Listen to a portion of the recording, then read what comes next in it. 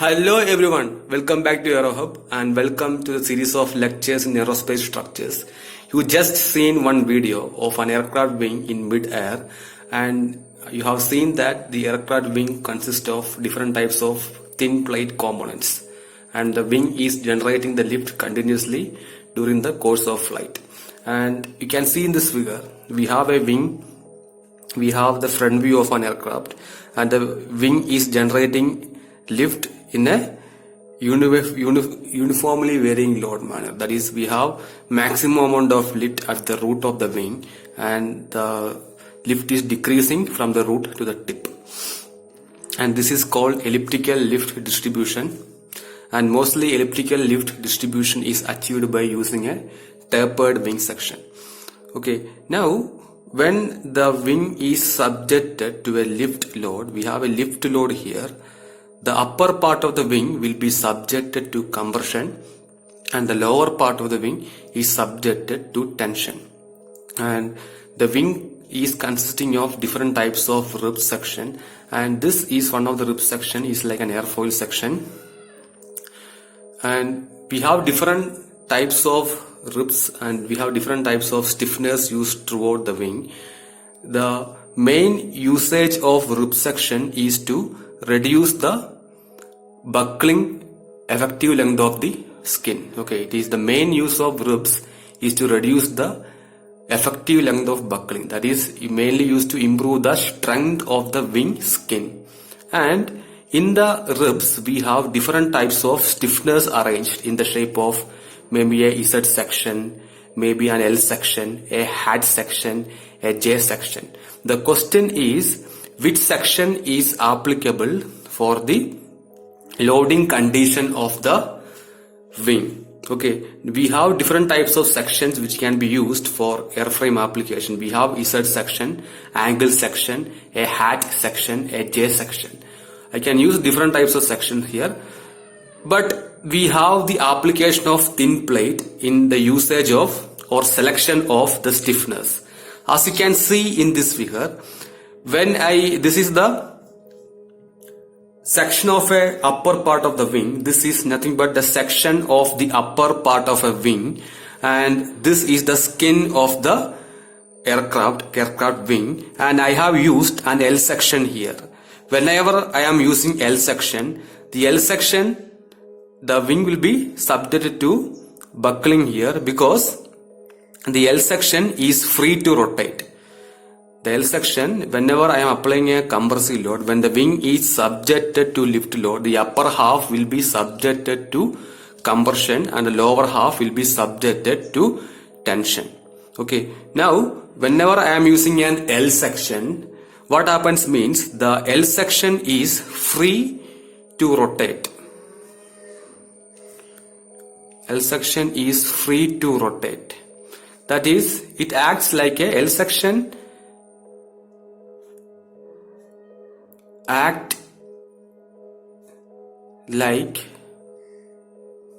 a simply supported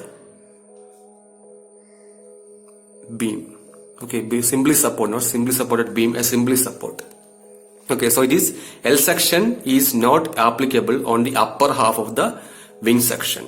Now, if I consider a hat section, a section in this shape, what happens means whenever I am using a hat section, it won't rotate freely. It won't rotate very easily when comparing to L section or C section. If I am using a channel section, this also will rotate very easily.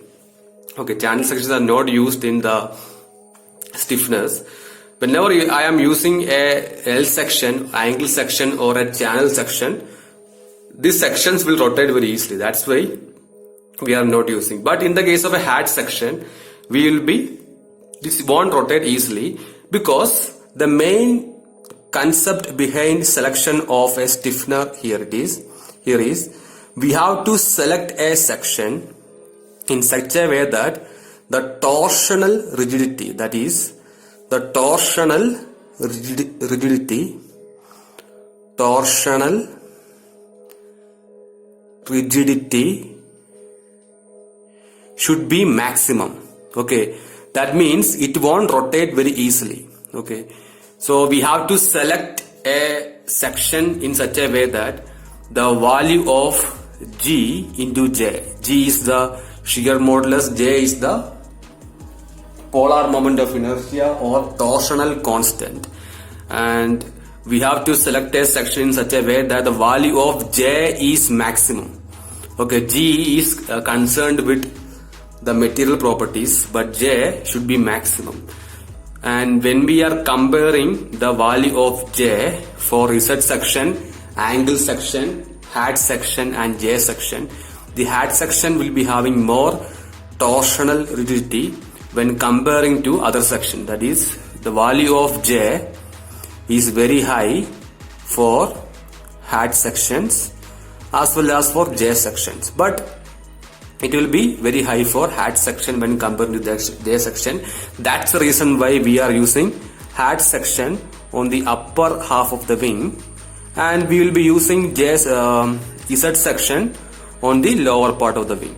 Okay, this is the main concept behind the selection of the stiffness for a wing, and we have more number of ribs throughout the wing structure to reduce the effective length of buckling or to improve the buckling strength. And also we have number of stiffness arranged throughout the ribs and throughout the wing section. It also provides the buckling strength, and it improves the overall strength of the wing. And in the upper half of the wing section, we will be using a hat section because the upper half will be subjected to compressive load, and we are using the hat section since the value of torsional rigidity will be very high for hat section. That is, the value for J will be very high for J section. J is found out by a formula. We know the formula, BTQ by 3. Okay, this is a formula through which we are finding out the value of J. So it is always important to find out the value of buckling stress for this type of sections, and in the upcoming lectures we will discuss how to estimate the buckling stress for hat section, J section, Z section and L section.